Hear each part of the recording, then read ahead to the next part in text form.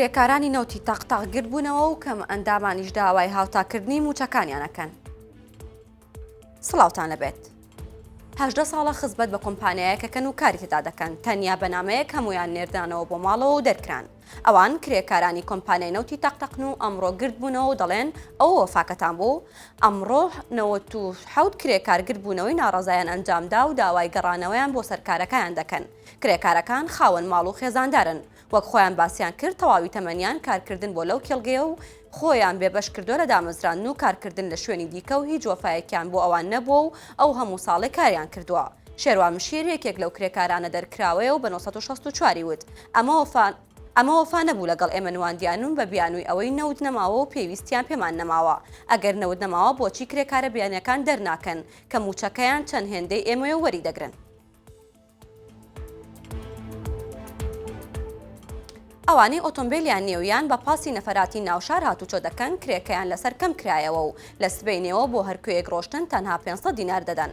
لە ڕۆژی سێشەممە دەینۆی 2024 واتە سبەینێ سەرجەمهێڵەکانی گواستنەوەی ناوشاری هەولێر بە 500 دینار هاتوچۆ بەسەرنشینان دەکەن.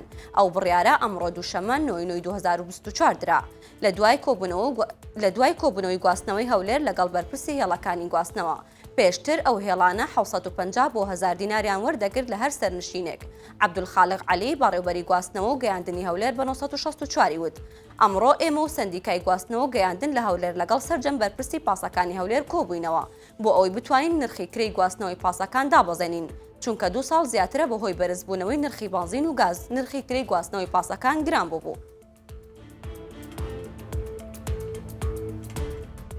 حکایەتی ڕێگای بالیسانیش تەواو نابێت و تاقیر نەکرابوو ڕێگایەکی تا بڵێ ناخۆش و خراپ و پڕچاڵ و چۆڵ بوو کە ئێستا قیر کراوە خەریکە خراپ دەبێتەوە و بارهەڵگرەکانیش بە هۆکاری ئەوە دەزانن. دوای چەندین ساڵ ڕێگەی ناحەی بالیسان شکارتە نۆژەن کرایەوە، بەڵام هاتوچۆی بارهەڵگرەکان خەریکە ڕێگاکە وێران دەکەن و بەڕێوبەری ناحەی بالیسانیش دە هەوڵی دۆزینەوەی چارەسەردایە بۆ ئەو کێشەیە. مەهدی مستەفا بەڕێوبەری ناحەی بالیسان بە 1964 وت ڕێگاکە تازە نۆژەن کراوەتەوە و هاتوچۆیەکی زۆری بارهەڵگرەکانیشی بەسەرەوەیە.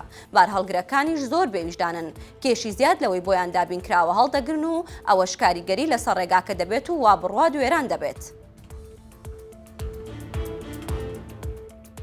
کۆمەڵی کەمەندامانی کوردستان چاوەڕوانی حکوومەتی هەرێم ناکەن و داواکاریەکەیان گەیاندا ئەندامانی ئەنجومەنی نوێنەرانی عێراق و بۆ هاوتاکردنی موچەکانیان. سامان حسێن سەرۆکی یەکێتی کەمەندامانی کوردستان بە 1964 وت ئەمڕۆ دووشەمە سەردانی نووسنگەی ئەنجومەنی نوێنەرانی عێراقیان کردووە و لەگەڵ ئەندامانی ئەنجومەن کۆبوونەتەوە بە مەبەستی گەیاندنی داواکاری و وتیشی تەنیا یەک داواکاریان پێشکەش کردووە و داوایان کردووە ئەوەی کە داوایان کردووە ئەوە بووە لە دوای خانە نشینان بە مافێکی ڕەوای خۆیان دەزانن موچەی کەمەندامانی کوردستانیش هاوتای موچەی کەمەندامانی عێراق بکرێت. تا ئێستا کەمەندامان لە هەرێمی کوردستان 100 بۆ 150 هزار دینار وەردەگرێت.